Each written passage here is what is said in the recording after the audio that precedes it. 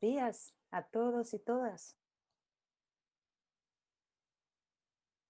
Yo soy Denise Ferreira, gerente nacional de CAS de Brasil, división de la Sociedad Americana de Química.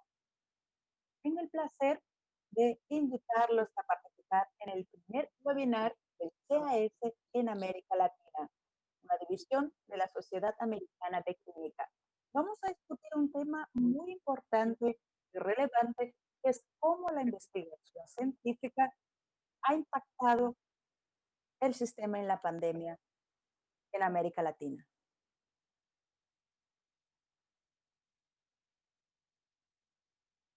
El tema de nuestro webinar de hoy es un asunto que nos afecta a todos como sociedad, científicos e investigadores. Sabemos, la región de América Latina representa el 7% de la población mundial y cuenta con el 33% de las muertes a causa de la pandemia en el mundo. Investigadores y científicos han trabajado como nunca jamás buscando soluciones como tratamientos, vacunas contra el COVID-19 y han logrado grandes avances. Sin embargo, estamos viviendo un momento único con la falta de inversión completa en la investigación científica. Dada esta realidad, el objetivo de nuestro debate es dar respuesta a preguntas como: ¿qué podemos aprender de la situación actual? ¿Cómo podemos superar las dificultades en la región? ¿Cuál es el papel de la ciencia y los científicos en este momento? ¿Y qué rumbo deben tomar los gobiernos y la iniciativa privada para que eventos de esta magnitud no impacten las economías de nuestros países? Estas y otras preguntas van a debatirse hoy en nuestro webinar. Pero antes de que pasemos directamente a la presentación de nuestros ponentes, quisiera resaltar un poco más de nuestro trabajo, contándoles qué hacemos como organización que se encarga de la recopilación, organización y ofrecimiento de información científica a toda la sociedad, academia e institutos privados de investigación en todo el mundo.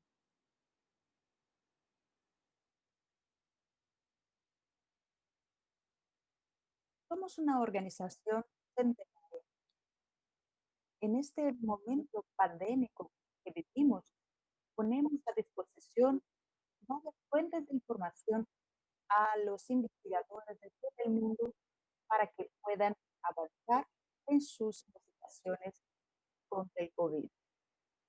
Ejemplos de estas acciones que son actualmente referentes para la comunidad académica y científica son las publicaciones de la American Chemical Society, así como conjuntos de datos como compuestos antivirales, blancos proteicos, relaciones de actividad, indicadores de bioactividad que se han puesto a disposición muy rápidamente a toda la comunidad para que todos tuvieran acceso a esas informaciones, acelerando así sus estudios en el combate al COVID. Bien, como ven aquí, tenemos algunos ejemplos de dónde están disponibles informaciones en el caso de que quieran acceder a blogs y otros materiales que ponemos a disposición, lo que entendemos que son muy útiles. En realidad, se han descargado bastante a lo largo de este periodo de la pandemia.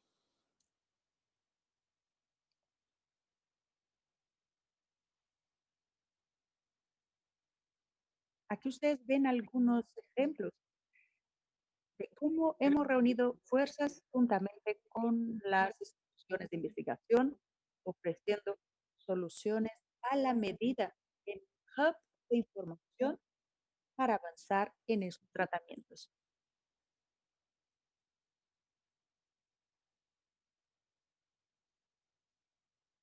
Próxima lámina. Aquí ustedes ven otros enlaces que ustedes pueden acceder para entender un poco mejor ¿Cómo podemos y cómo nos fue posible de alguna manera apoyar a los científicos y a toda la comunidad durante el periodo de la pandemia con un conjunto amplio de información y customización de soluciones para los científicos?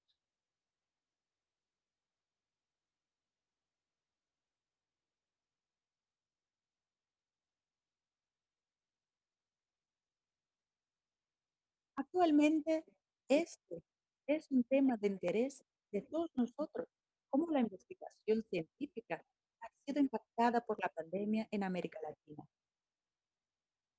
Para discutir este tema, hemos invitado a cuatro representantes destacados de diferentes organizaciones, los cuales van a traernos un abordaje completa en esta perspectiva de cada uno de ellos acerca del impacto de la pandemia, tanto en la perspectiva de la iniciativa privada, en la visión de la academia, de las universidades y la visión de las instituciones de financiación. Empiezo ahora presentando a nuestros ponentes de hoy.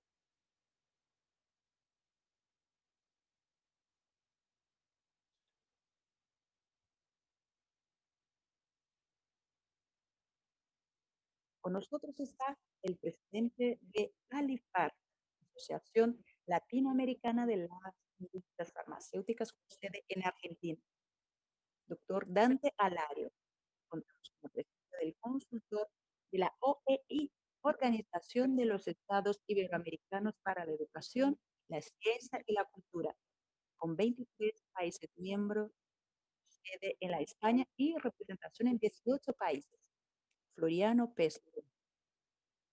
Recibiremos también, para complementar la discusión acerca de los desafíos de la financiación, el profesor Gerson Lima da Silva, actual presidente de FAPERJ, vicepresidente de CONFAP, una de las fundaciones de apoyo a la investigación.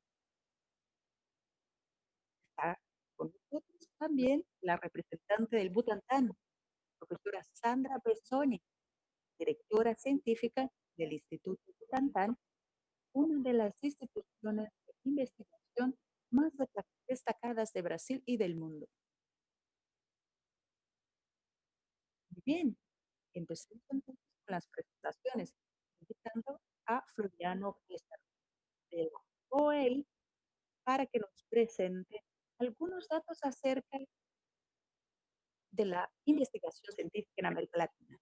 Él es consultor senior de la OEI, sociólogo de la Universidad de São Paulo y ha sido secretario municipal y estatal de Desarrollo Social.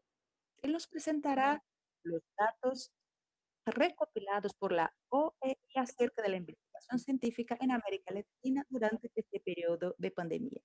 Floriana, tienes la palabra. Buenos días. Gracias, Denise. Un placer grandísimo estar aquí representando la Organización de los Estados Iberoamericanos. Primeramente, un saludo al profesor Dante Alario, al profesor Gerson Lima y estimada Sandra Cocuto del Instituto Butantan del Estado de São Paulo. Muy brevemente quisiera presentarles la Organización de los Estados Iberoamericanos para la Educación, la Ciencia y la Cultura. La organización está presente en 23 países de Iberoamérica y tiene oficinas en 19. El primer organismo de carácter gubernamental de Iberoamérica que actúa realizando cooperación con los países iberoamericanos en el campo de la educación, ciencia, tecnología y cultura, siempre en el contexto de desarrollo integral de la democracia y la integración regional. Refuerzo que actuamos en Brasil desde hace 16 años y hemos avanzado en la cooperación internacional con Brasil, ampliando creativamente acciones y proyectos en ámbito nacional y subnacional en algunos estados de la Federación Brasileña. Nuestro trabajo siempre ha sido marcado por una actuación continental. Trabajamos en favor de la población iberoamericana con el compromiso de mejorar la educación, el desarrollo científico y cultural. Convertir a Brasil en integrante de la OEI en el ámbito iberoamericano de manera expresiva es nuestra misión como representantes de la OEI en Brasil. Quisiera dar inicio a mi presentación con una breve introducción que explica la acción que emprendimos durante la pandemia. La pandemia causada por el COVID-19 representó todo un desafío en nuestros países, en todas las áreas de la sociedad, sobre todo en ciencia y tecnología, y jugamos un rol importante en este periodo. Ante tantos desafíos con este virus, la mirada de la sociedad se volvió hacia nosotros, exigiéndonos entendimiento acerca de este nuevo virus para la elaboración de una nueva vacuna. No es solo un desafío de los investigadores de la salud, no, todos los segmentos de las ciencias experimentales y, ¿por qué no?, social. También es un desafío para los que toman decisiones políticas en las áreas de la ciencia y la tecnología. Este informe nos presenta una descripción de la primera reacción del campo de la ciencia en términos comparativos con la ciencia iberoamericana en la pandemia del COVID. Plantea cuestiones para que lleguemos a lecciones en cuanto al futuro, la ciencia, los investigadores e instituciones que se encuentran enmarcadas en el contexto de las agencias gubernamentales y podrían hacer más por evitar esta crisis. Esta es una pregunta que nos corresponde a todos. ¿Cómo hacer más para que salgamos más rápidamente de esta crisis? Los sistemas científicos, incluido el de financiación, tienen flexibilidad para adaptarse a una crisis inesperada como esta. ¿Será mismo que hay mecanismos adecuados de comunicación entre investigadores y el público en general? Son preguntas que ya nos hemos hecho. ¿Cómo ha sido la reacción a esta crisis?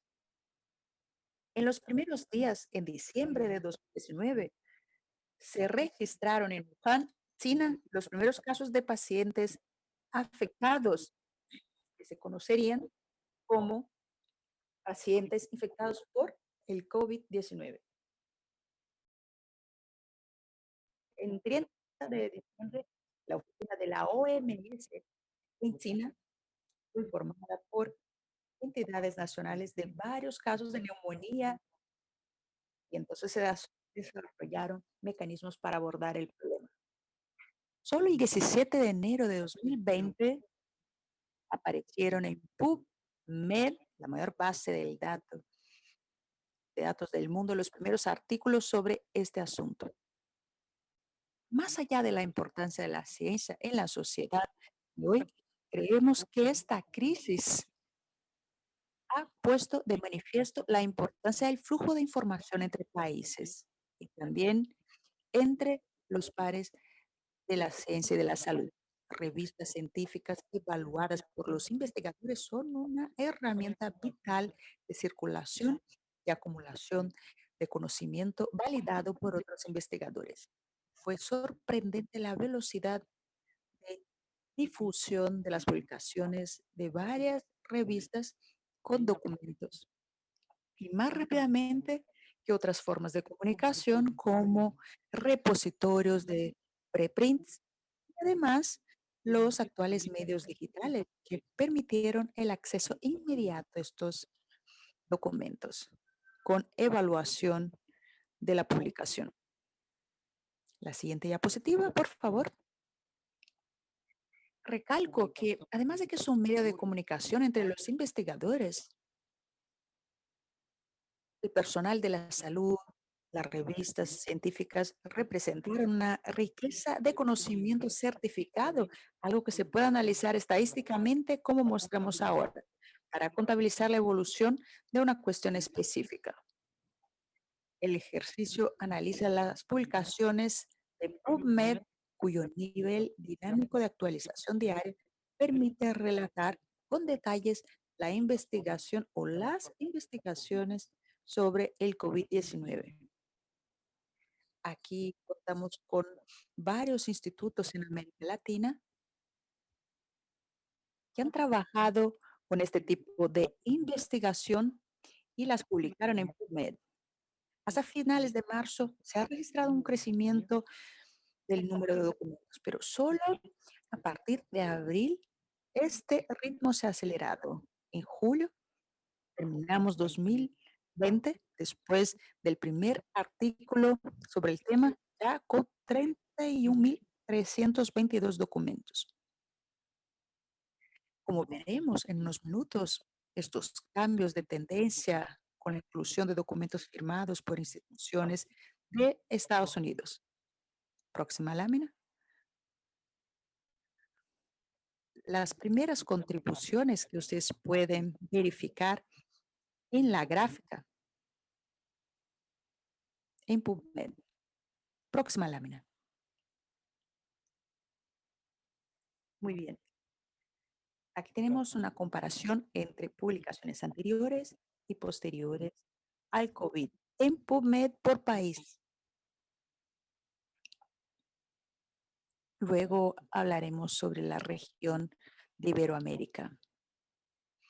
Vean el aumento del número de publicaciones.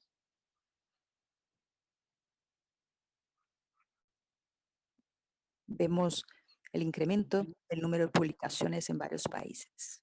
Bien, la primera contribución aparece justo después del 30 de enero, aún sin casos confirmados en la región, sin la certidumbre acerca de los brotes. Los primeros documentos se centraron más que nada en alertas epidemiológicos. Hasta finales de marzo no se había registrado un volumen importante de artículos, solo 73 en Iberoamérica y 46 en América Latina. En la siguiente diapositiva verificamos que mundialmente desde abril la tasa de producción también ha aumentado a un ritmo bastante acelerado, sobre todo debido a las publicaciones de autores españoles y brasileños. Como veremos más adelante, solo en 10 días la producción iberoamericana duplicó y al final de este mes ya había quintuplicado, con un volumen ligeramente inferior a un ritmo similar. América Latina registra una trayectoria ascendente a partir de este momento. Próxima lámina, el desafío de estos artículos es del orden de 300 instituciones latinoamericanas que realizaron investigación sobre el COVID, la mayoría en las universidades. Vean entonces la importancia de las universidades en este momento. 20 países con instituciones científicas trabajando en este sector. Brasil ha sido el país con las instituciones más activas, 71 en total. Le sigue Argentina con 68 y México con 32 instituciones. Próxima lámina. Bueno, entonces se publicaron, aquí vemos la región de Iberoamérica. España y Brasil mantuvieron el volumen de publicaciones, mientras otros países la redujeron. 3.326 artículos en la región, catalogados 5 países con el mayor número de registros en la plataforma: Brasil con 1.915 artículos, México 506, Colombia 315, Argentina 294 y Perú con 249. Resalto las instituciones brasileñas. Tuvimos la posibilidad de seguirlas. 352 estudios publicados por la USP, Universidad de São Paulo, 132 UNIFES, Universidad Federal de São Paulo, 122 por la Fundación Osvaldo Cruz, 106 Universidad Federal de Río de Janeiro, 101 Universidad Federal de Minas Gerais. Próxima lámina. Y bueno, eso es todo. En mis primeras palabras, espero haber sido claro y haberme referido al tiempo. Les agradezco a todos por la oportunidad de haber estado aquí juntos en nombre de la Organización de los Estados Iberoamericanos. Gracias, Denise. Gracias a ti, Floriano. Los datos son muy interesantes y van a ayudarnos bastante en el debate.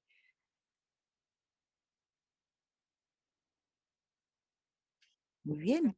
Continuando con las presentaciones del día, le paso la palabra a la doctora Sandra Cocuzzo Besoni, que nos hablará sobre cómo ha sido posible realizar un esfuerzo tan grande en un periodo tan corto para movilizar la atención y pruebas de COVID en Brasil. ¿Qué lecciones nos trae la pandemia y a instituciones como Butantan? Les presento a la doctora, quien es directora del CDC, Centro de Desarrollo Científico del Instituto Butantan. Es biomédica, maestra y doctora en farmacología, con postdoctorado en biología celular de la USP. Integra la coordinación del Laboratorio Estratégico de Diagnóstico de COVID desde marzo. La doctora tiene la palabra.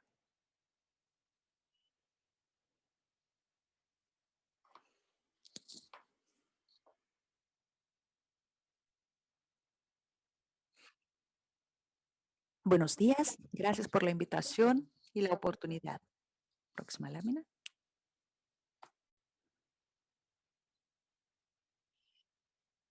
Brevemente, me gustaría poner en contexto la historia del Instituto Butantan, que se crea en el momento en que surge la salud pública como políticas públicas, volviéndose pionero en el combate a la peste bubónica.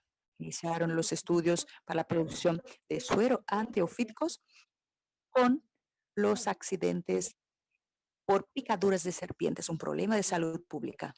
En ese momento se crea la institución, que era una institución de investigación con un modelo que contempla tres pilares fundamentales: enseñanza, investigación y producción. Esos pilares han tenido diferentes fases en los que tuvieron más destaque. Hubo un momento en el que se puso más énfasis en la investigación,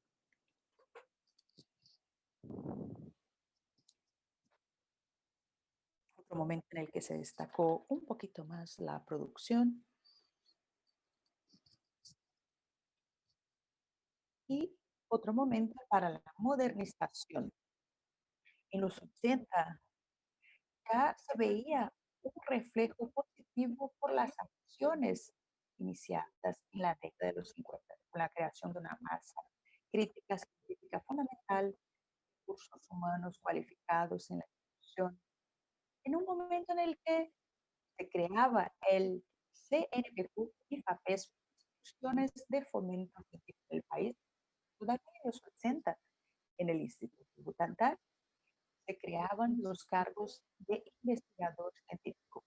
La fase de modernización, entonces, trajo a flote la importancia de la masa crítica y también estableció una división de producción en respuesta al Ministerio de Salud, que en este momento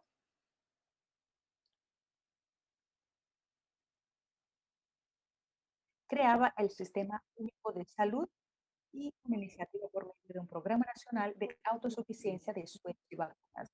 La división de producción ofrecería la condición de producir sueros y vacunas para todo el país distribuidos por el Sistema Único de Salud. En la perspectiva científica, resalta algunos proyectos que han sido fundamentales para alentar la investigación científica, sobre todo la base. Menciono la creación del Centro de Tecnología Aplicada y CETICS, que proveyeron con estos proyectos avances importantes en la investigación que se realizaba en el Instituto Butantan a través de nuestros investigadores y otros sectores y otras universidades.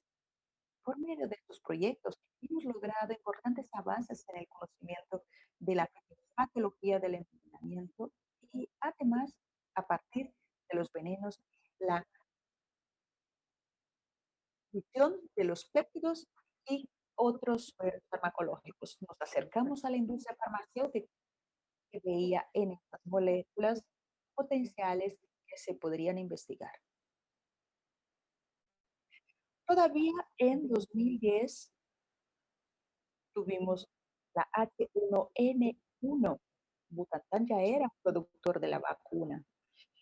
Los infectados por Zika, chikungunya, dengue y como consecuencia el desarrollo de la vacuna contra dengue que se encuentra en la fase y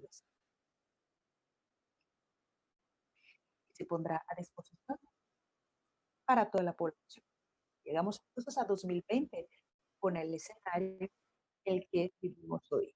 Butantan tiene protagonismo en dos momentos. Inicialmente, por medio de sus plataformas diagnósticas lideradas por el profesor Dimas, de gran importancia para la población. Recientemente nos implicamos en la elaboración de la fase 3 de la vacuna Sinovac.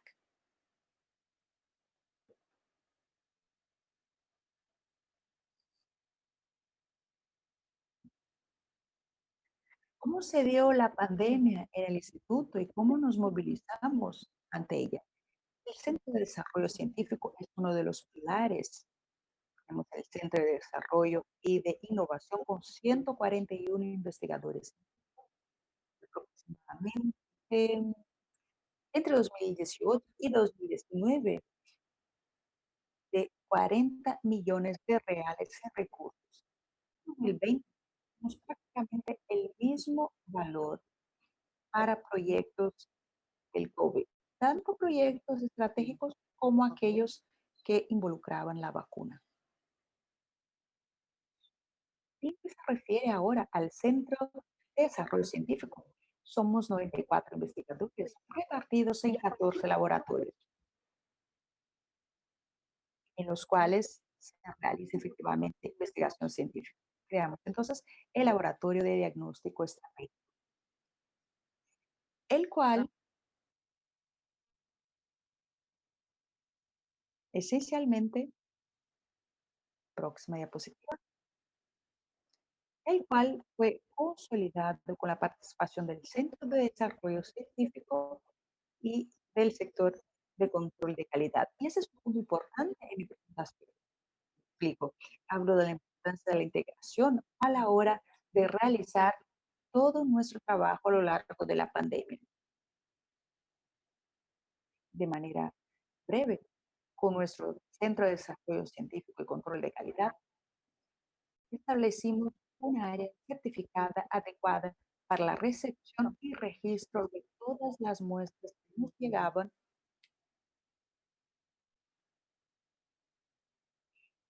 para que pudiéramos presentar los resultados de informes. Ustedes ven el sector de recepción de muestras y el sector de detección, donde ponemos a disposición de la población los reportes finales. Aparte de las pruebas que realizamos en Yucatán, pues tenemos un escenario de 300.000 pruebas que ya hemos realizado en la institución. También coordinamos una red en el estado de São Paulo con 29 laboratorios encargados de las pruebas moleculares. Dicha coordinación empieza por el mapeo. Inicialmente entendemos las cosas que tenemos, cuántas son, dónde están ubicadas, cómo el flujo, hasta la dinámica y logística. Es la organización de todo el material que se destina a todos los laboratorios de la red, ya sea la red luz y la red de apoyo.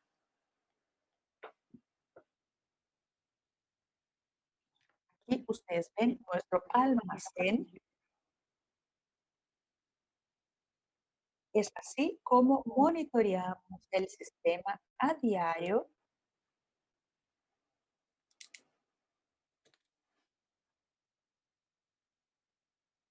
paralelo, también realizamos desde el principio de la pandemia las pruebas serológicas, inicialmente pruebas rápidas. Realizamos 1,5 millones de pruebas en el estado de São Paulo, aparte de haber creado una plataforma de quimioluminiscencia destinada a proyectos estratégicos y relacionados con la vacuna.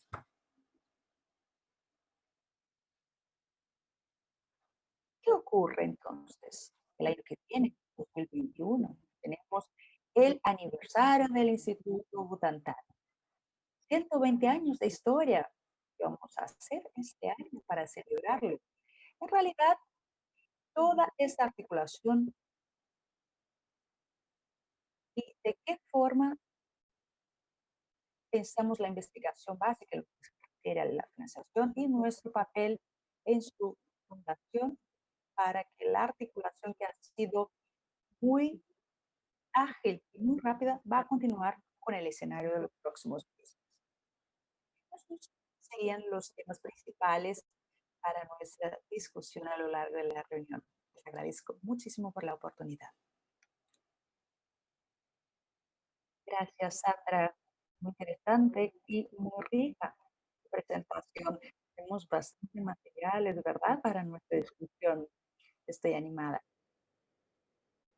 Muy bien, continuemos pues. Agradezco nuevamente a Sandra y le paso la palabra al doctor Dante Alario Jr. para sus consideraciones acerca de este año pandémico. En particular, él nos contará un poquito más sobre las dificultades de la industria farmacéutica en la región y también cuáles son sus recomendaciones como presidente de Alifar a raíz de todo lo que han aprendido a lo largo de los últimos meses de la pandemia. Muy bien, doctor Dante, quisiéramos escucharle ahora acerca de cuál es la contribución de la industria farmacéutica a lo largo de la pandemia. ¿Cuáles han sido los aprendizajes, los hallazgos? ¿Y cuál ha sido la experiencia general, doctor, de la industria farmacéutica, no solo brasileña, sino en toda Latinoamérica en este momento de la pandemia? Muy brevemente, presento al doctor Dante Alario, presidente de la Asociación Latinoamericana de Industrias Farmacéuticas. Es químico industrial farmacéutico de la Universidad de São Paulo, posgraduado en farmacotécnica por la Universidad de Génova, Italia, y con posgrado en administración en FAAP. Doctor Dante, usted tiene la palabra. Gracias, Denise, por la invitación. Normalmente no correspondo tanto a las expectativas, ¿eh? Porque no preparo presentaciones, no traigo diapositivas. A mí me gusta hablar, debatir. Esta siempre ha sido mi característica principal y después de que me hice mayor, tampoco pienso que voy a cambiar. Venga, empecemos brevemente. ¿Qué es la ALIFAR? Como el nombre lo indica, es una asociación de asociaciones. O sea, por América Latina hay industrias farmacéuticas, las cuales se asocian en los diferentes países, en diferentes entidades, y Alifar es la actividad, o mejor dicho, la asociación que reúne todas las asociaciones latinoamericanas. Son las industrias nacionales, no porque haya ningún problema con las multinacionales, pero en ciertos momentos los intereses de una y de otra son diferentes. La mejor manera de hacer eso es contar con una asociación en la que no tenemos este tipo de divergencia, de discusiones internamente.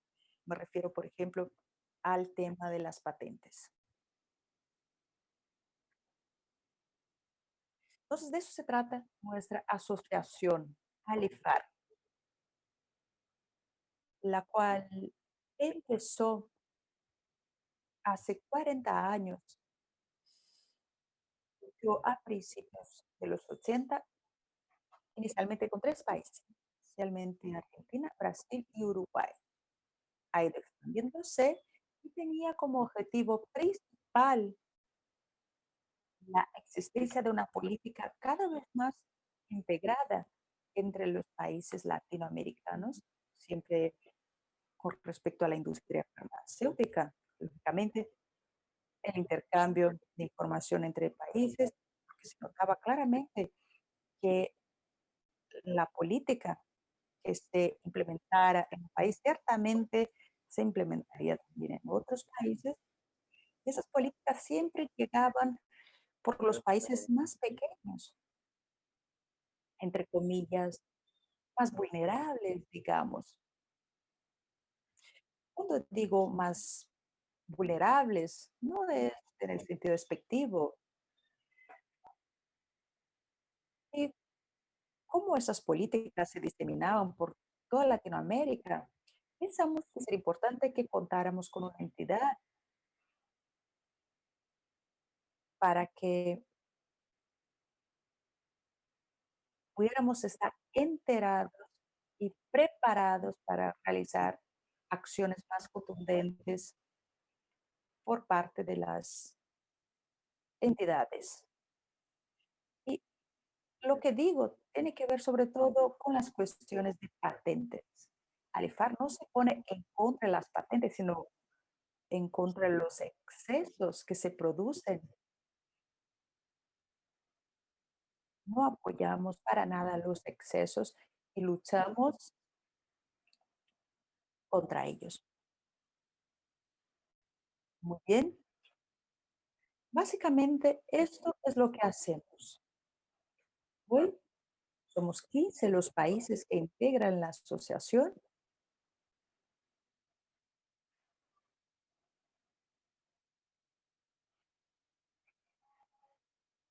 y el conjunto de laboratorios, de asociaciones, tiene en común la inversión que realiza no solo en fábricas, sino también en investigación científica, punto al cual voy a retornar al final de mi presentación, el desarrollo, la producción y distribución de medicamentos.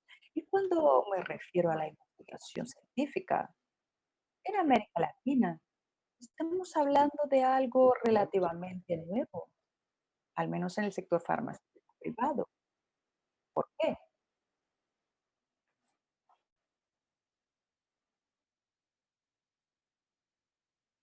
Hace muchos años había un sector industrial creciente, siempre lo digo desde la mirada de América Latina, un sector industrial que se originaba y que tenía como propósito innovar. Ellos sabían que sin la innovación jamás sería algo que no un copiador. Entonces, sabían que la innovación era la salida.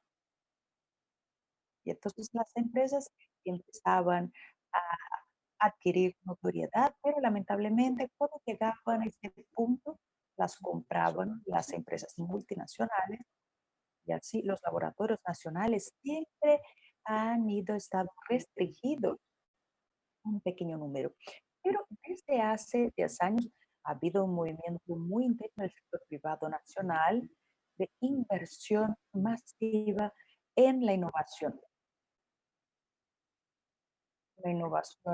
inicialmente incremental. Yo siempre digo que para nosotros es incremental, para nosotros B con A es va, B con E es B, fue así como aprendimos a escribir y a leer, formando sílabas, luego formando palabras, entonces frases y leyendo libros. Y lo mismo la innovación, es nuestro B a va para llegar a un enfrentamiento más radical. El camino más radical también es una opción, pero uno prácticamente es conducido naturalmente este camino. No hay manera de detenerse en el camino incremental. Entonces, esta es la realidad en la que nos encontramos los últimos 10 años invirtiendo intensamente en Brasil. Aquí las empresas nacionales afiliadas a Brasil invierten entre un 6 y un 8% de su facturación en investigación, un número importante. Y si hablamos de Brasil, muchas veces es superior al promedio nacional.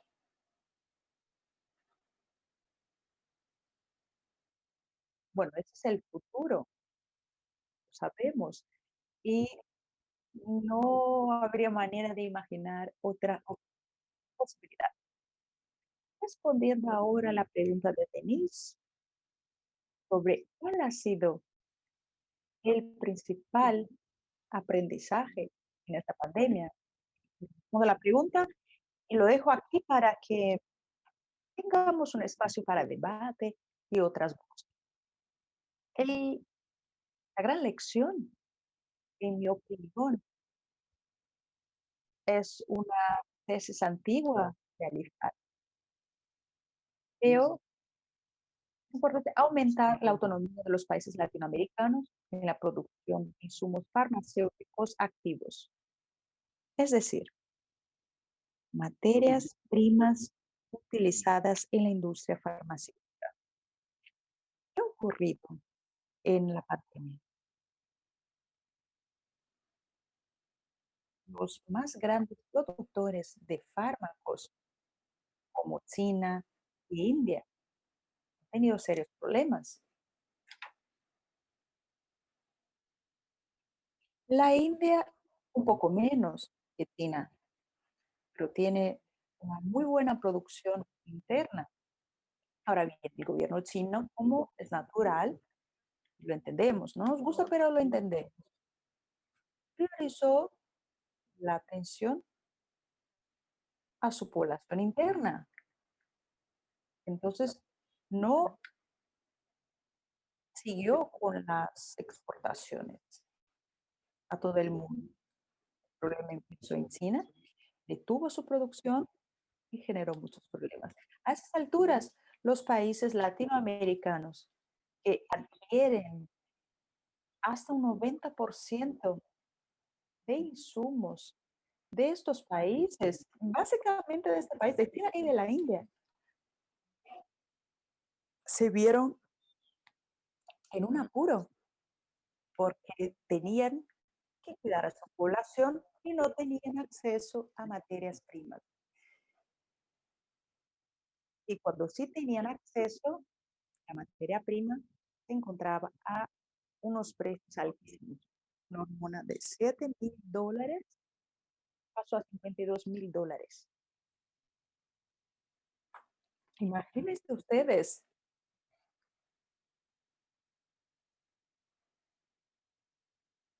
es muy difícil que se mantenga una industria bajo estas condiciones. Siempre hemos defendido en Alifar que los países latinoamericanos deberían tener autonomía en la producción de fármacos, al menos en los fármacos esenciales, que son los que son producidos por la industria y el gobierno. Son los que se consideran los más importantes y que deberían producirse internamente. Entonces se llega a la conclusión de qué fármacos deben producirse con las industrias designadas para su producción. Es algo que defendemos desde el principio de nuestra asociación, pero era la teoría, porque no había ningún caso dramático como el que hemos vivido ahora. Pues eran palabras para las cuales no teníamos ejemplos, lo sabíamos en la teoría, pero no teníamos ejemplos muy claros. Con la pandemia, lamentablemente, el ejemplo se hizo muy factible y presente, con un impacto grandísimo. Entonces, yo les diría, nos mostró esta necesidad. El gobierno ya viene trabajando de la mano de empresas nacionales, elaborando programas y discutiendo nuevas maneras de reducir la dependencia que tenemos de países extranjeros en fármacos. Otro punto importante es intensificar un movimiento que empezó hace 10 años de estimular cada vez más la innovación. Cuando hablamos de innovación, ya sea incremental o radical, que permita la participación de la sociedad, es lo que deseamos, pero sabemos que es difícil. Todavía siguen existiendo algunos sectores con una visión más práctica, es decir, poner el conocimiento que el investigador adquirió en la universidad a servicio de la transformación y la creación de productos, que el conocimiento deje de ser simplemente un papel y se convierta efectivamente en un producto, lo cual generará el beneficio de todos. Bien, básicamente estos serían mis planteamientos para que estemos en la discusión. Gracias. Gracias, doctor Dante.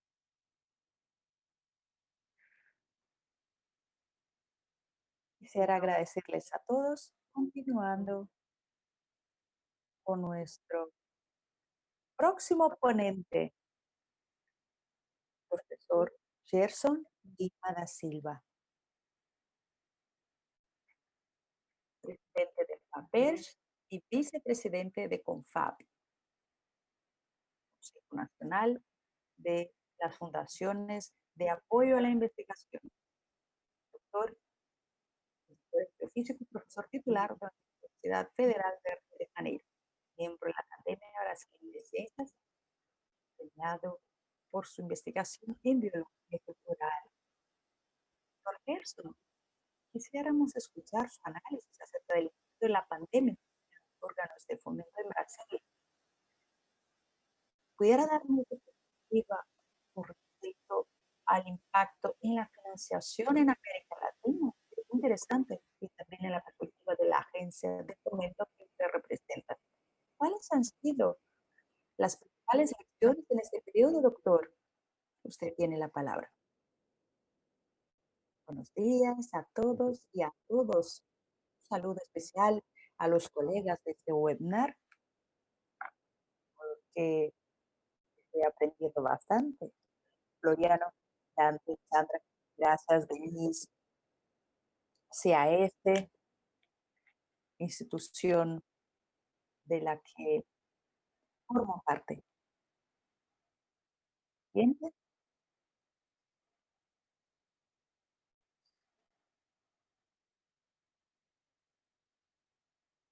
siempre vale recordarlo. Esa es una página de la OMS que nos muestra la realidad. No la vio la generación de nuestros padres y hijos, con miles de muertes, una parte de ellas en América Latina, sobre todo en Brasil, con más de 160.000 muertes. Para la ciencia es todo un desafío. La ciencia brasileña y la charla de Floriano Pésaro lo mostró muy bien. Habló de la contribución de América Latina y Brasil a la ciencia mundial. Brasil ocupa la 11ª o 13ª posición en número de artículos producidos, gradúa más de 120.000 doctores todos los años. Próxima diapositiva. Y claro, al vivir una realidad en la que contamos con una posición de excelencia científica, la pandemia del COVID-19 nos impuso una serie de desafíos. El principal de ellos, un desafío a nuestros científicos. También es importante que hagamos ciencia y la ciencia requiere recursos los cuales deben ser ofrecidos por instituciones gubernamentales. En mi charla, yo voy a abordar de manera transversal en función del tiempo la importancia de las agencias de fomento en las varias esferas de gobierno. Destaco este estudio de la NSF, la Asociación Nacional de Ciencia Americana, que señala un crecimiento del 67% del estudio de Brasil. Aquí ocupamos la 11ª posición. Próxima diapositiva. La siguiente diapositiva, por favor. El mismo estudio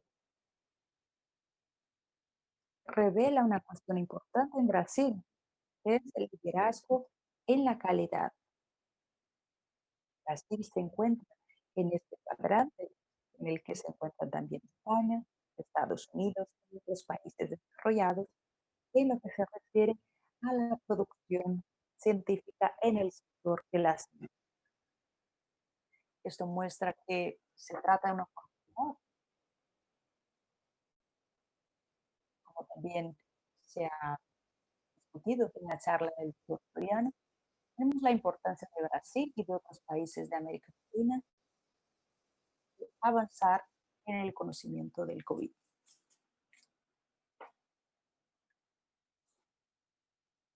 Siguiente, por favor.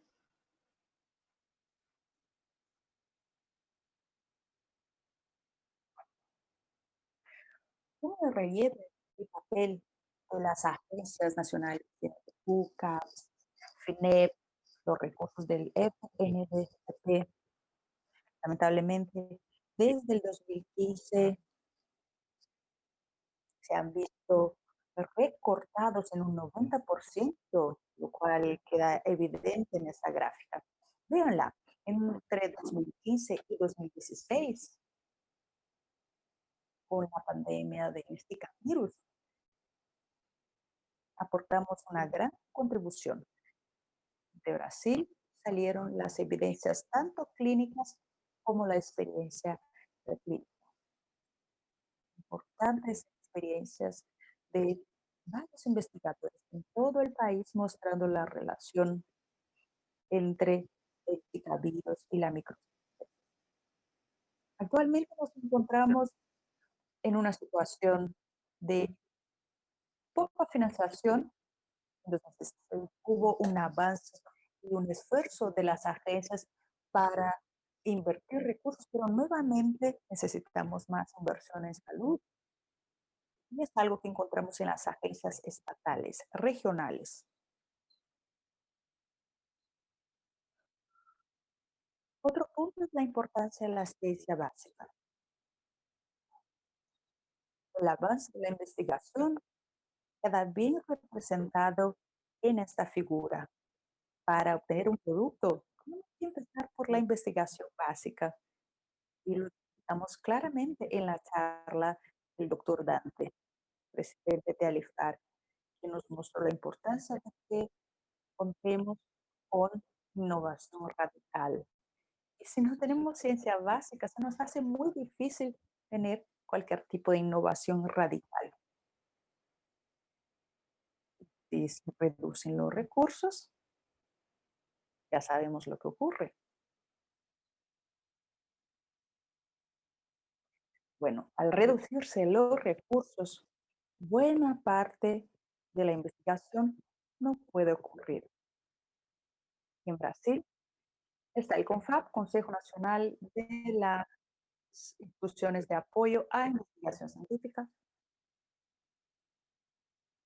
de la que APER forma parte, dándoles algunas cifras, recursos del orden de 3,7 mil millones, muy importantes. Ya se ha demostrado en la presentación de la doctora Sandra Cocuto cómo papel es importante a la hora de financiar la investigación científica en las regiones. Habla ahora del esfuerzo que se viene realizando en este sentido.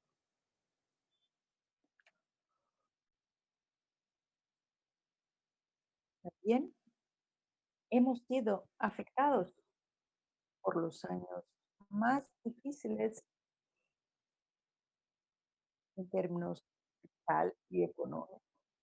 Y reanudamos la financiación con un presupuesto estimado, autorizado de 450 millones.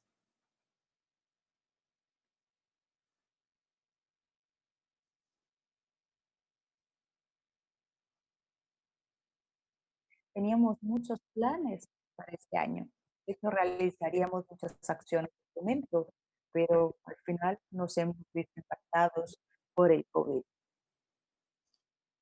A la semana del anunciada la pandemia mundial, lanzamos 3 convocatorias, en total 4 convocatorias, 2 de las cuales, la segunda y esta, es un análisis rápido de proyectos con revisión de pares, permitiendo la inversión de 50 millones de reales, 10 millones de dólares. Realmente se ven los números en la figura. 169 proyectos en total. Próxima lámina, la próxima.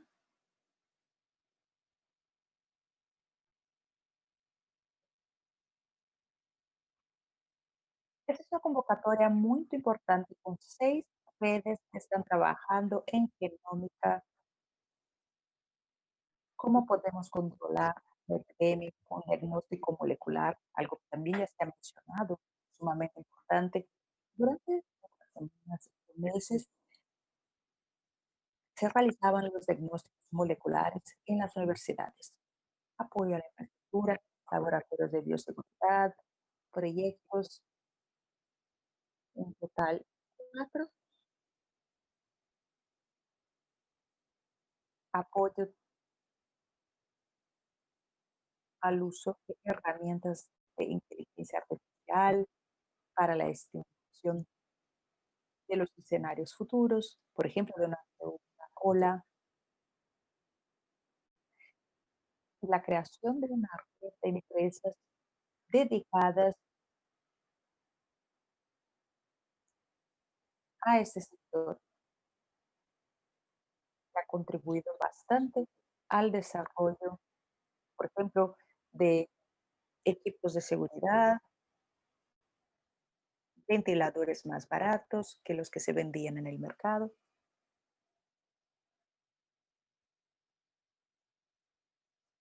Esta lámina les trae un resumen. En total tenemos 111 proyectos con apoyo, con un total de 1.000 médicos en todo el estado. Este estudio incluye la presencia de investigadores de otros estados de Brasil y ha generado un impacto importante, lo sabemos, tanto en el ofrecimiento de resultados, de interacción con la sociedad, es algo que vemos claramente y que está presente en varios informes. Quisiera concluir defendiendo mi sector con los titulares que vemos todos los días en los periódicos. Estoy contento de haber visto la presentación de la doctora Sandra Cocuto presentando nuestra área. Aquí ustedes ven algunas fotos de la alianza de varias instituciones en el desarrollo de un suero con hemoglobulina inmune. Y ahora ya hasta la conclusión, podemos considerar la inmunización pasiva, algo que se hace cuando hay un accidente ofídico, producto ya patentado y se encuentra en la fase final de su producción, la instrucción sanitaria de control. Ya tenemos los resultados previos y estamos en la fase de estudios clínicos. Siempre me gusta mencionar la doctora Mary Woodard Lasker, que asistió con el presidente Nixon y quería recordar la inversión en salud. Y ella le dijo en esa ocasión, piensa usted que la investigación cuesta muy caro, prueba a ponerse enfermo. Ella fue la responsable por duplicar la inversión en el sistema de salud norteamericano. Bueno, y aquí termino mi presentación agradeciéndoles una vez más. Gracias, Jefferson. Sin duda, tenemos mucho material para el debate. Ya nos han llegado algunas preguntas en el chat. Ahora voy a hacer un breve resumen de las 4 presentaciones que han sido muy interesantes. Yo también he aprendido mucho con todas ellas. A mí, lo que más me ha quedado la presentación de Floriana es que a pesar de toda la dificultad en la que se ha encontrado la región en términos de movilidad, pidiendo, por ejemplo, que los investigadores realizaran estudios en sus laboratorios, aparte, claro, de toda la dificultad presupuestaria característica de la región, hemos visto en las LAMIX que aún así ha habido producción científica, la cual ha sido evidente por la publicación de este número tan expresivo de artículos científicos, sobre todo. Así que sí, se han producido artículos científicos, se han producido investigaciones. La doctora Sana queda muy claro el protagonismo del Instituto Butantan en ese periodo, con una capacidad muy rápida de reacción, contribución de calidad con estándares internacionales. Y me gustaría ver en más detalles de eso. Me parece que tiene que ver con la inversión constante y con la priorización en el pasado en términos de políticas públicas para que el Instituto Butantan y otros estatales se convirtieran en institutos de excelencia. La charla del doctor Dante puede sacar que la industria farmacéutica latinoamericana, no solo la brasileña, es extremadamente dependiente de la exportación de insumos farmacéuticos, materias primas para la producción de medicamentos.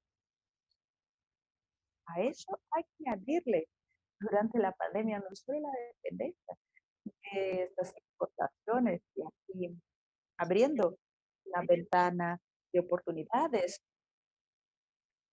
en nuestro sector farmoquímico. Y otra oportunidad que buscamos es la necesidad del crecimiento de la industria farmacéutica con impacto radical. Todos esperamos que tengamos un desenlace positivo, pero tenemos que estar preparados. Todavía en la charla del profesor Gerson, es muy claro que pese a los recortes presupuestarios, de la instabilidad en los fondos de inversión para investigación científica, aún así ha habido alguna reacción en la comunidad científica. Ahora bien, toda la limitación presupuestaria es algo que realmente nos preocupa. Bien, ese ha sido un resumen de las charlas iniciales. Ya nos han llegado algunas preguntas de YouTube. Intentaré seleccionarlas. Son realmente muy buenas. Inicialmente quisiera escuchar a la doctora Sandra sobre el protagonismo del Instituto Butantan. Doctora, ¿usted podría contarnos un poco más a qué se debe esta reacción tan rápida En tan poco tiempo, podríamos haber avanzado más rápidamente. La pregunta tiene dos partes. La primera es esta y la segunda, la pandemia hizo que los científicos cambiaran el enfoque de su trabajo al COVID-19, lo cual resultó en colaboraciones y al acceso rápido y abierto a resultados. Pero sin duda fue muy positivo, sigue siendo muy positivo. ¿Cómo podemos pensar, cómo podríamos mantener estas acciones de colaboración y de interacción en los próximos meses post pandemia? Es una pregunta larga, es verdad. Gracias. Algo que hay que poner en contexto es que en un escenario en el que hemos sido sorprendidos, ¿qué ocurrió? Entendimos que tendríamos que actuar muy rápidamente. ¿Cómo pudimos movilizar? El Instituto Butantan tiene una fundación, la cual nos apoya en su misión y sin duda fue un punto clave. Tengan en cuenta, fue un momento que las personas no estaban trabajando y aunque hubiera voluntad, hay unos procesos, ¿no?, de análisis que tardan tiempo.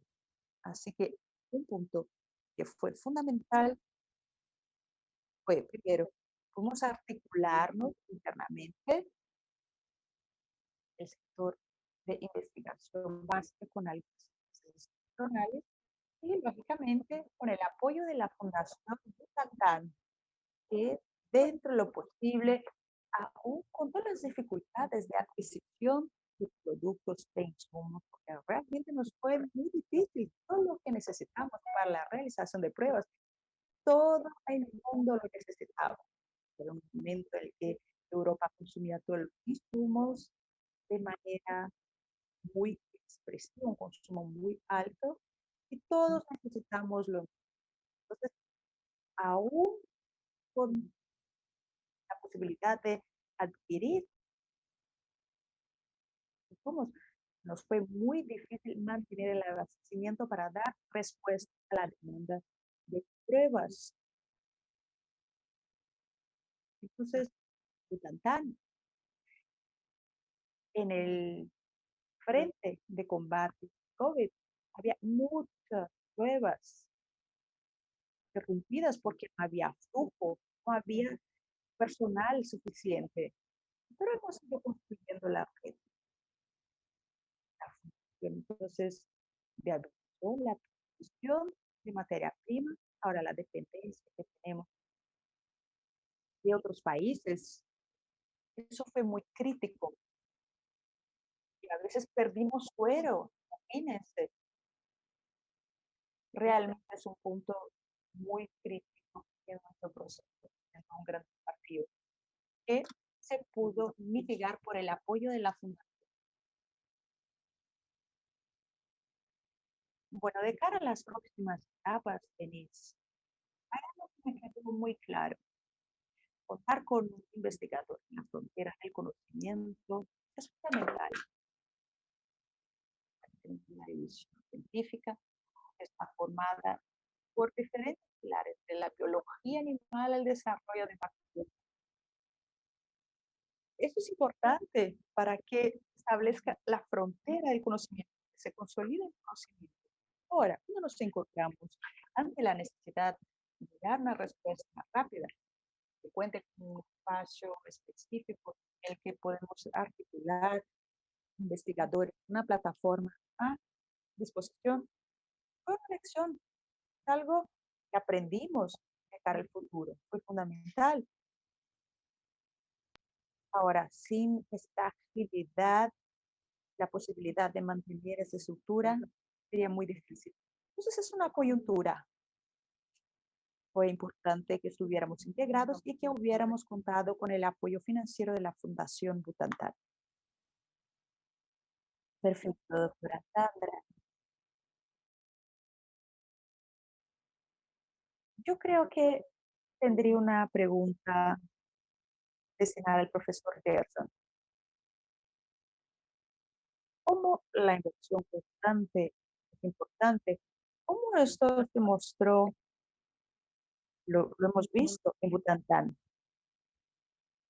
Pensando en los próximos años, ¿cómo sería un ambiente con tantos recortes en la inversión? Las consecuencias al parecer son muy obvias, ¿no es cierto? La dificultad de cruzamiento o de presupuesto no pudiera ser solucionada antes. ¿Cuál sería la capacidad de respuesta de Butantan? Además de esta pregunta, ha llegado otra, que es la siguiente. Con respecto a los recortes de presupuestos de los fondos de apoyo, ¿cuáles serían las consecuencias en el número de publicaciones científicas? La tendencia es que también sean afectados los números de publicación. La gráfica que nos mostró Florian también sería alterada. ¿Qué podríamos hacer para evitar estos recortes? Las dos preguntas están vinculadas, es verdad. Y claro, cuando vemos el impacto del COVID en la economía, en muchas áreas y en muchos países, donde vemos los auxilios emergenciales mensuales de orden de 60 millones de reales. La ciencia es muy barata para los resultados que produce. Si miramos FAPES, que tiene un presupuesto de 1.000.800.000, es a veces inferior a lo que se gasta mensualmente por el COVID. Así que hay que aprender que sí hay que invertir en la ciencia. Esto es sumamente importante. Los parlamentarios y el sistema judiciario lo están entendiendo, son aliados. Pero claro, conocemos las dificultades económicas, pero no podemos desperdiciar estas oportunidades con la contribución tan importante que tiene. Aquí tenemos Fiocruz, Universidad de Río de Janeiro, muchas instituciones. Los recursos tienen que ser constantes. Y Sao Paulo muestra su importancia con FAPES. Ha habido algunas dificultades este año debido al recorte en la recaudación. Sabemos que los que hacemos investigación, ahora nuestros estudios están dolarizados. Cuando el dólar sale de 2,2 y pasa a 5, eso significa que el costo de la investigación aumenta.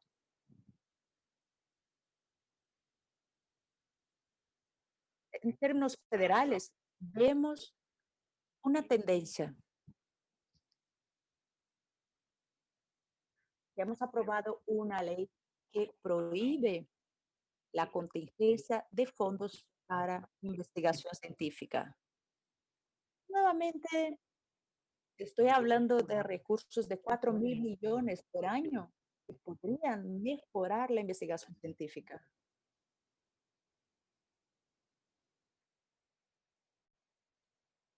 Para que haya esta articulación en el sector empresarial necesitamos recursos. Sabemos que hay recursos de fondo perdido, no reembolsables y muchos otros. Así que, bien, les diría que los recursos estatales, regionales o no, y lo digo ahora como representante del CONFAP, vemos que los estados están con muchos problemas, incluso muy peores que los que vivimos en Río de Janeiro. Estamos con recursos superiores a los del año pasado, aún con todos los problemas fiscales, pero aún así es importante pensar en los demás estados. Un elemento, todo el trabajo con el virus exige un laboratorio NB3. Butantan lo tiene, en Río tenemos 3 o 4 con un nivel de seguridad 3. Necesitamos recursos, pero lo necesitamos en todo el país. Esperemos que tengamos vacunas suficientes para todos. Estamos trabajando para eso con métodos muy perfeccionados. A mí me gusta lo tradicional, vacuna con virus inactivado, así que espero que contemos con la Sinovac y no por nada nos desarrollamos con los sueros. Personalmente, tenemos jóvenes de mucho talento, estamos formando a muchos doctores, 800 investigadores por millón de habitantes. No es mucho, 8 veces menos que el promedio de la OCDE. No hay otro camino. Vivimos en la sociedad del conocimiento y el COVID-19 nos lo ha mostrado claramente. Si hay recortes, la producción cae, sobre todo la buena producción, la producción de calidad. Y es muy importante correr riesgos, por ejemplo.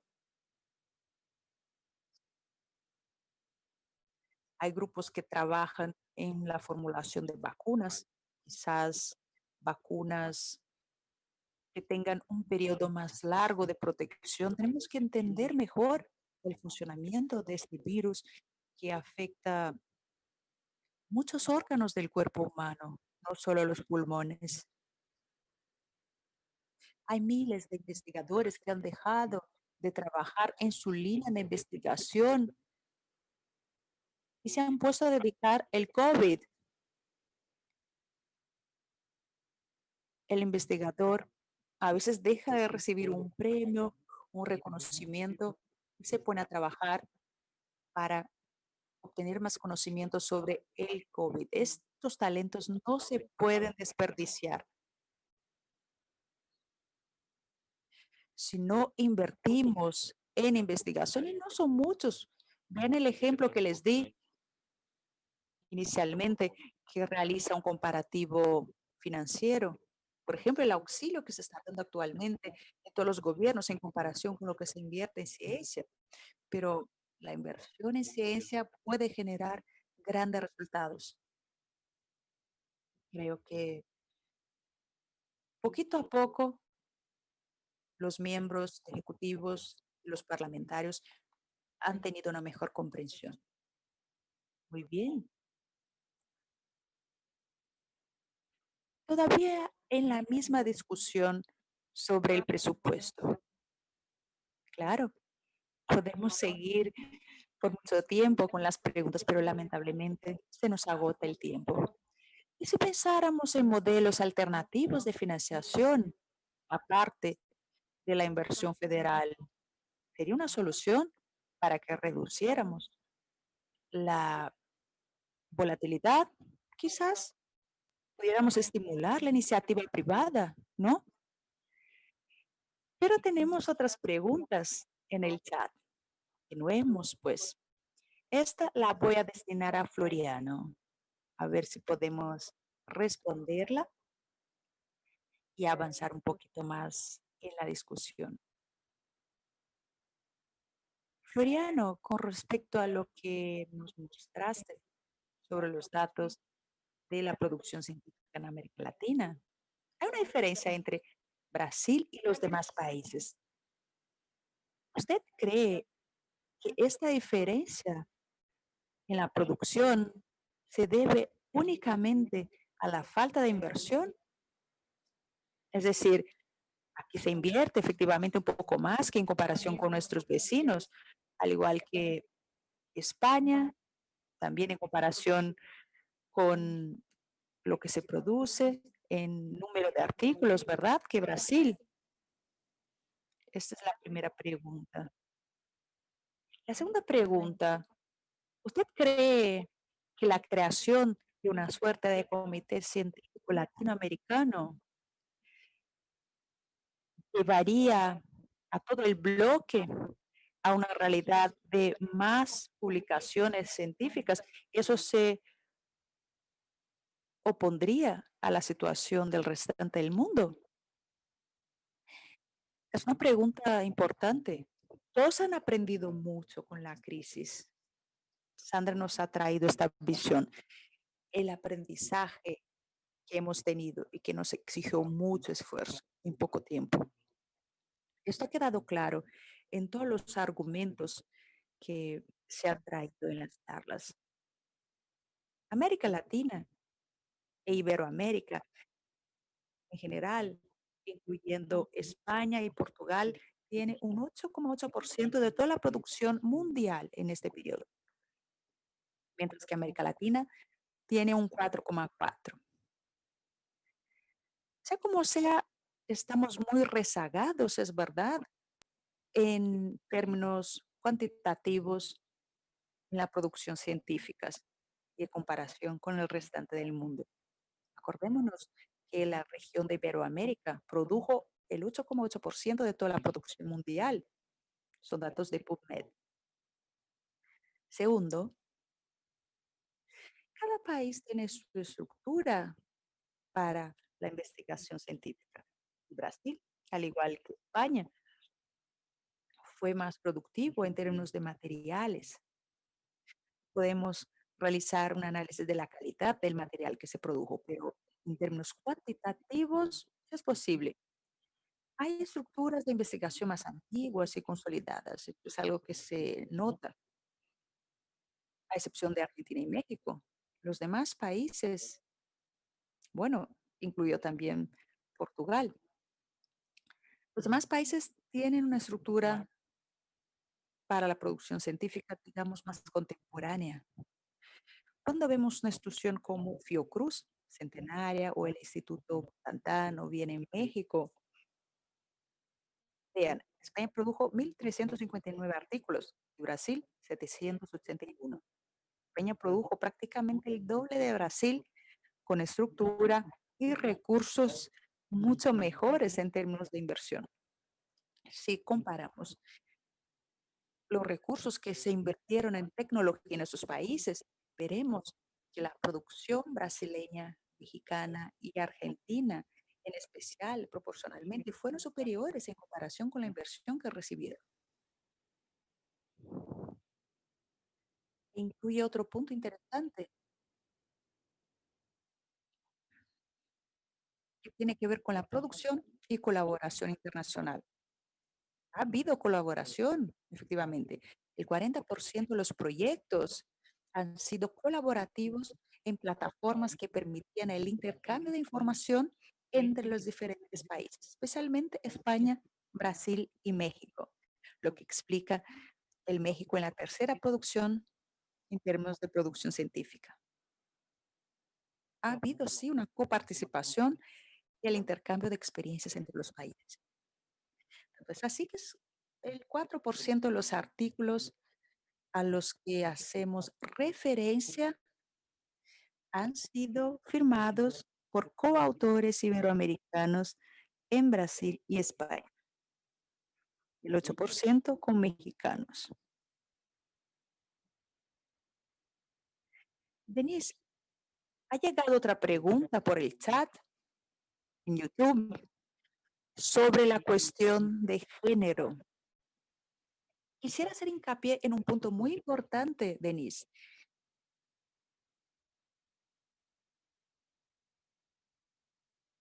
Es el tema del género. Entre toda la investigación, aproximadamente el 70% han sido firmadas por mujeres. Ese es un dato relevante, ¿verdad? La investigación, pese a todas las dificultades que se han enfrentado en este periodo, todas las limitantes financieras y presupuestarias de los países, todos los países, no solo Brasil, Brasil también, lógicamente, pero todos los países, de alguna manera, se han visto en una situación de recorte de presupuesto, especialmente los países latinoamericanos. Pese a todo ello, las mujeres han logrado el protagonismo en la investigación científica en este periodo. Entonces, estos serían mis comentarios, Denise. Muy interesante este dato. Bien, continuando con el enfoque de la industria farmacéutica. Tenemos algunas industrias o algunas preguntas interesantes. Doctor, usted hizo referencia a la pauta de la autonomía y la dependencia que tenemos de la importación de insumos. Y usted como presidente de Alifar diría sobre los próximos pasos, ¿qué habría que hacer en toda América Latina para adquirir esta autonomía? ¿Cuáles son los pasos para llegar a esta autonomía? Ya pensamos que es un paso difícil, ¿verdad? No tardaríamos solo 1 o 2 años, mucho más, en realidad, ¿no? Y además, usted también mencionó la alianza entre instituciones públicas y privadas, la academia, la industria, que también tiene obstáculos, aunque contamos con ejemplos maravillosos de alianzas que han funcionado bastante bien. Cuéntenos su opinión, doctor, sobre eso. Yo sé que es una pregunta muy amplia, pero hablemos primero de la autonomía. ¿Qué necesitamos en tanto América Latina para obtener esta autonomía? Segundo, ¿cuáles serían los pasos para mejorar la integración y el intercambio entre la iniciativa pública y privada? Usted mencionó al principio, Denise, algo sobre las cuestiones políticas. Nos habían dicho que las dejáramos a un lado por no ser el tema del webinar. Yo le digo que es imposible, ¿eh? Porque la política es algo sumamente importante y es algo serio. Bueno, que se haga política, la política poco seria, esa no se debería hacer. Y cuando hablamos de política industrial, estamos hablando de este asunto que es de interés de todos y pasa por el Congreso, el Senado y forma parte de un conjunto de reglas que se tienen que definir. La verdad es que en los 80 en Brasil se inició una política industrial excelente para la creación de industrias farmoquímicas. Eso también ocurrió en Argentina y otros países latinoamericanos como Uruguay, países que ya tenían una producción farmacéutica, dieron inicio a la producción de farmoquímicos. Este proceso se interrumpió en los 90 por el presidente Collor, quien promovió la apertura general y responsable de mercados. Muchas de las empresas que estaban empezando tuvieron que cerrar puertas porque eran empresas que no eran capaces de competir con las grandes que ya estaban establecidas hacía mucho tiempo en otros países y que detenían una parte importante de su inversión amortizada. Y aquí en Brasil eran empresas en pañales que tenían que amortizar su inversión y por lo tanto tenían un costo muy alto, por lo que no eran capaces de competir en el escenario. Por lo cual el expresidente Collor llevó este sector a la bancarrota. Y así estamos hasta ahora, cuando nuevamente tenemos esta realidad. Ciertamente vendrán nuevas pandemias y ¿cómo estaremos? Habríamos que estar preparados. Primero tuvimos las reuniones latinoamericanas para ver qué estaban enfrentando los países, cómo podríamos ayudarnos. Y la dependencia era grande. Conocíamos un número, pero sabíamos que la dependencia era grande. Sabiendo que los Estados Unidos tienen un 72,5% de sus IFAs comprados en el extranjero, eso me asustó mucho porque Brasil tiene de 85 a 95. Eso se entiende, ¿no? Ahora, que Estados Unidos tengan un 72% de sus IFAs exportados, es un dato preocupante. ¿Qué hicimos en Alifar? Discutimos el tema En conjunto,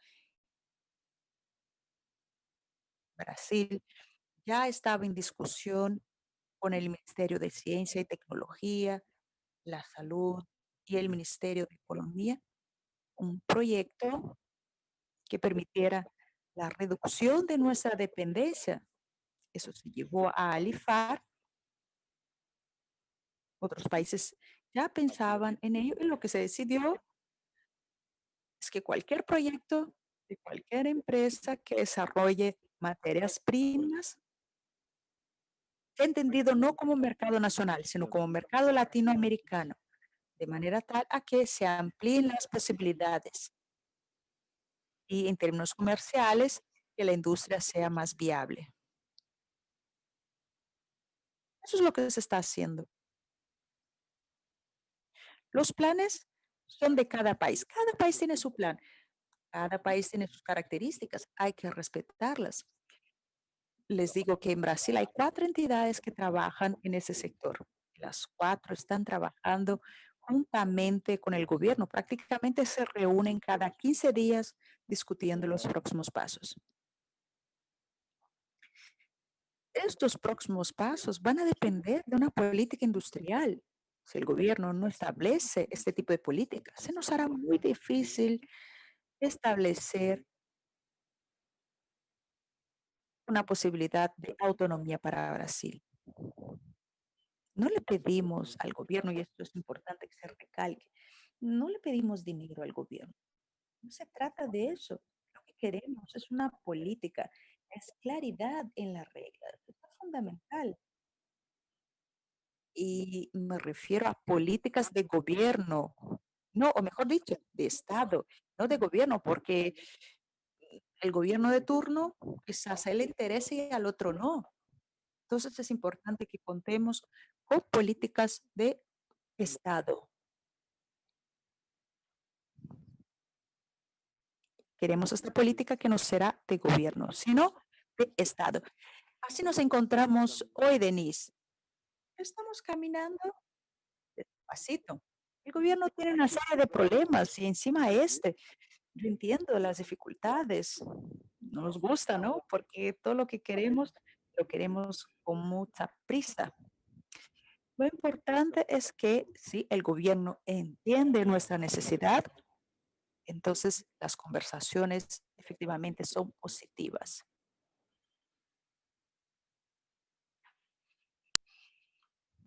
Tanto en Brasil como en América Latina. Tiempo, bueno, eso lo sabemos, el tiempo es largo. Primero hay que formar, hay que educar a los profesionales en el área, porque hemos estado tanto tiempo sin tener una industria que produzca materias primas en Brasil, ¿no es cierto?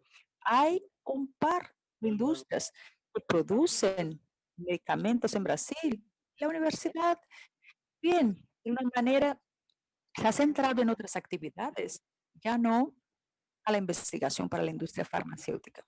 Yo hablo de nuestra parte, como asociación, empresa que recibe a los doctores y los pone, los entrena a hacer lo que la industria necesita. La industria no necesita la verticalización de un doctorado.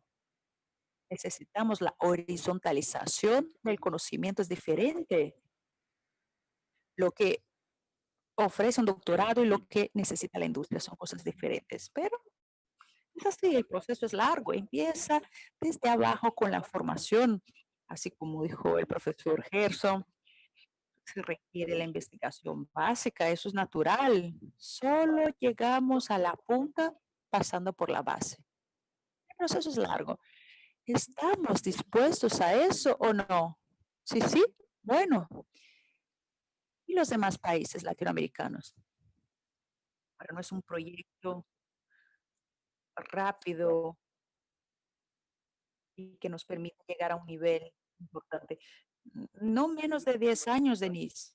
Es lo mínimo que necesitamos para alcanzar resultados aceptables. Es un desafío, ¿verdad, doctor? Sí, sí. Vea, la industria que va a invertir está dispuesta a hacerlo. Necesita unas reglas. Y si estas reglas no son claras y bien establecidas es difícil. Bueno,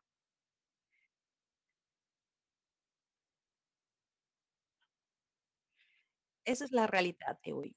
Pero también he leído otra pregunta en el chat y quisiera responderla.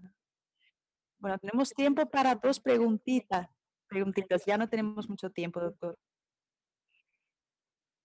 ¿Hay espacio en Brasil para nuevas y pequeñas moléculas? Sí, lo hay. Incluso le diría que esto debería ser una tendencia de los países.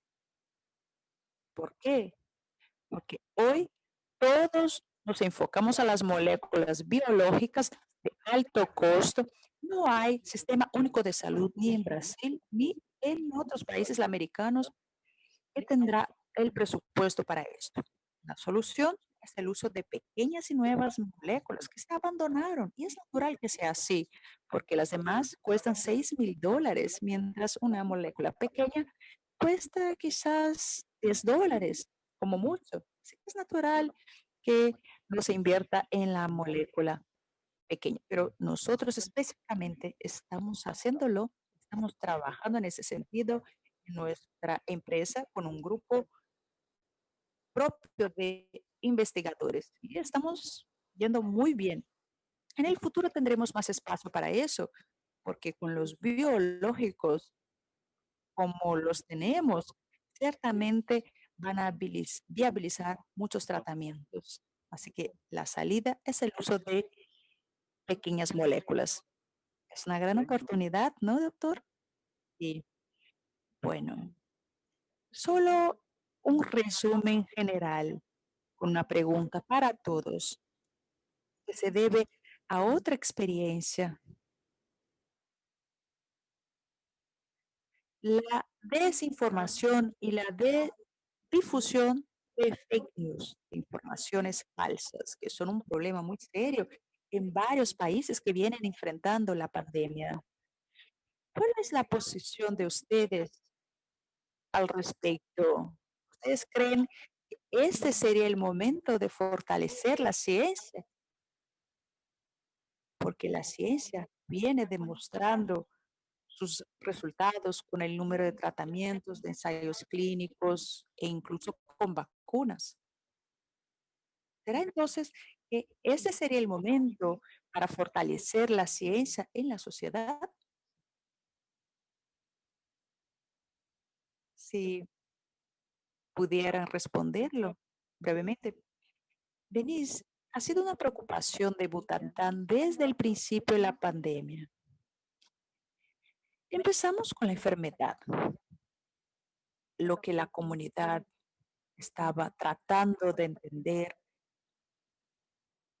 transmitiendo de la mejor manera posible la información, pero sobre todo cuando hablamos de la toma de decisiones y acciones que hay que emprender, algo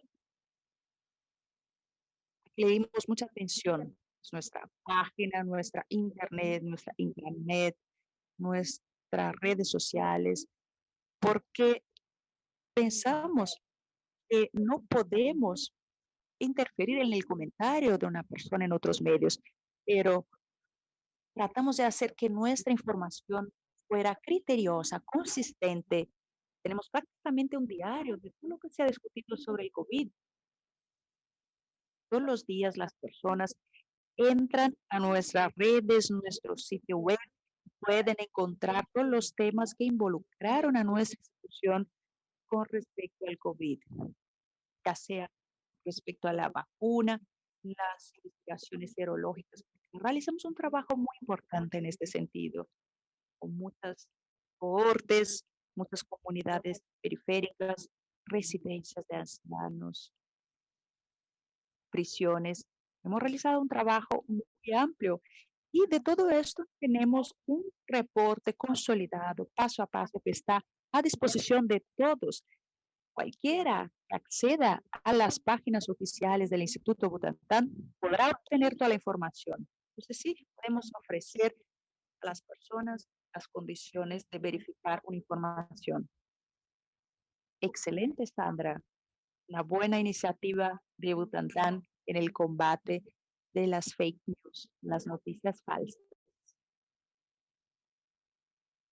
Bien, y una oportunidad también de divulgar las noticias verdaderas. Solo un comentario muy breve. Hemos seguido el aumento del número de científicos que pasaron a hablar más allá de las fronteras científico específicas. En Brasil, por ejemplo, Pasternak y otras instituciones, así como epidemiólogos y científicos.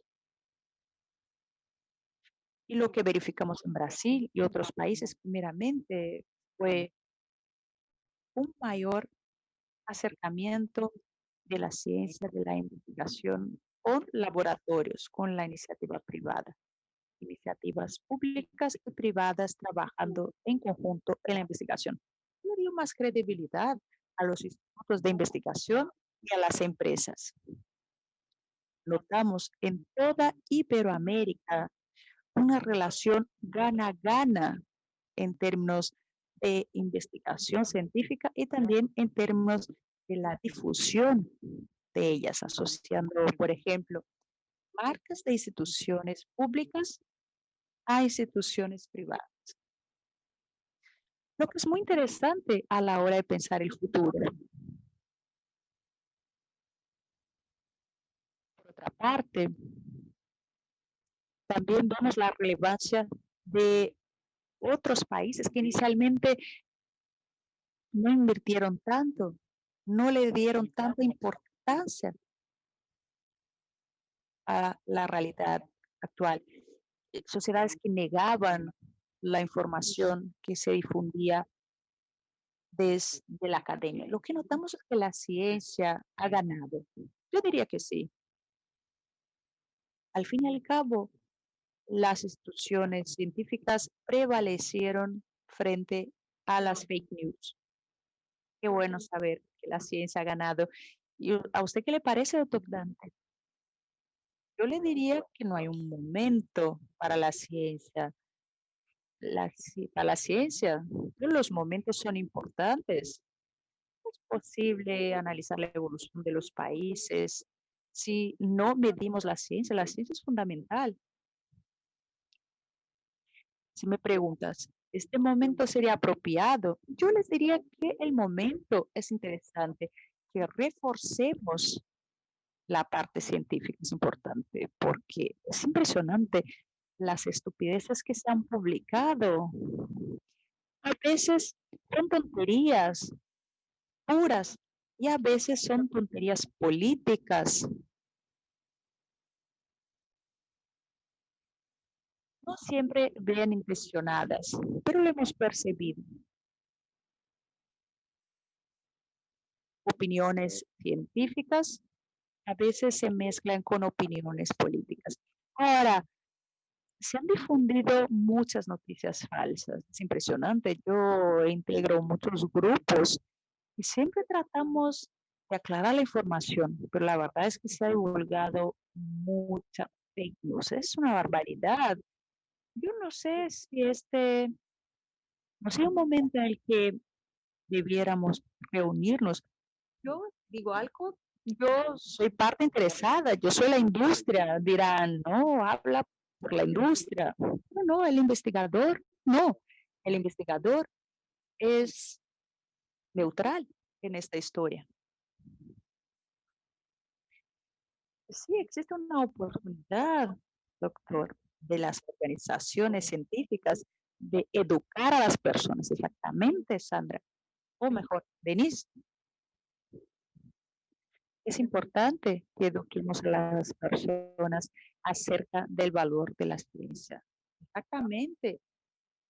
Podríamos organizarnos de alguna manera en este sentido, no solo aquí, sino en toda América Latina. Excelente, doctor. Bueno, Gerson, sí, es parte de la misión del Estado, de las agencias de fomento regionales, estatales, incluso privadas, actuar en la interfaz con la sociedad, combatiendo el analfabetismo científico. Aún en Estados Unidos el 50% de la población no sabe cuál es la diferencia entre la proteína y el ADN. Hace un tiempo en que se publicó la investigación. Es natural que la población esté susceptible a las fake news. Es terrible. Así que es importante que las empresas de fomento en este sentido, las FAPs, por ejemplo, FAPESP con los CEPITS, los INCPs, que todos al recibir una ayuda de fomento en Río, en São Paulo, en todo el país, la CNPq también lo fomenta, que se invierte en la divulgación científica. Hay mecanismos de diferentes tipos, sobre todo a través de los jóvenes, alumnos de posgrado, incluso de iniciación científica, para que actúen. A veces son los más grandes divulgadores. Tenemos el Instituto Serra Pileira, privado, una institución de fomento a la investigación científica, que pone convocatorias específicas para la comunicación científica. Eso es de gran importancia. Como ya dijeron mis colegas anteriormente, esto es muy importante. Sabemos lo importante que es contar con una vacuna, pero también es importante que la población entienda la importancia de la vacunación y también entienda los números que hay por detrás. 4%, las cifras no los entienda, pero es casi un compromiso ciudadano que todos participen y traten de yo, al ser muy optimista. Somos científicos, como dijo Dante.